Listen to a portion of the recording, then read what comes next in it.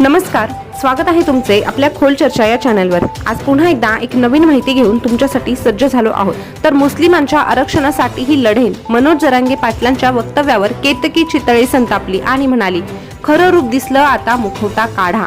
नेमकं काय आहे प्रकरण या संदर्भात आता आपण खोलवर चर्चा करणार आहोत। त्यासाठी व्हिडिओ शेवटपर्यंत आवर्जून बघा।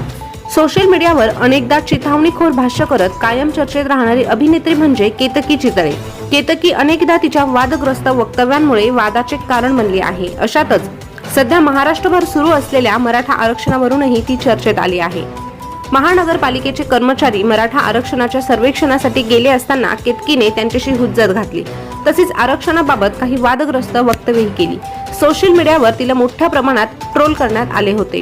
यावेळी केतकीने महापालिकेच्या महिला कर्मचाऱ्याला जाब विचारला होता। अभिनेत्रीने स्वतः मोबाईलमध्ये हा व्हिडिओ काढत, तुम्ही मराठा म्हणजे माझ्यावर अॅट्रॉसिटी टाकणार नाही। मी चित्पावन कोकणस्थ ब्राह्मण आहे। संविधान आणि कायदा सर्वांसाठी समान नाही, जातींवर आधारित कायदे बनवले जात आहे असे म्हटलं होतं। यावरून तिच्यावर अनेक जणांनी प्रतिक्रिया व्यक्त केल्या होत्या। अशातच तिने नुकतेच मनोज जरांगे पाटील यांच्या एक वक्तव्यावर पोस्ट शेअर केली आहे। मराठा समाजाच्या मागण्या मान्य होताच मनोज जरांगे पाटील यांनी धनगर आणि मुस्लिम बांधवांनी मागणी केल्यास त्यांच्याही आरक्षणासाठी मी लढा देईल असं म्हटलं होतं। मनोज जरांगे पाटलांचे हे वक्तव्य केतकीने तिच्या इंस्टाग्रामवर शेअर केलं आहे आणि त्यावर आता कसे खरे रूप दिसले, मुखवटा फार काळ टिकणार नाही, यांना सनातनींमध्ये फूट पाडायचे आहे, आता तरी जागे व्हा असं म्हटलं आहे। तसंच या पोस्ट खाली तिने युनिफॉर्म क्रिमिनल लॉ असंही म्हटलं आहे।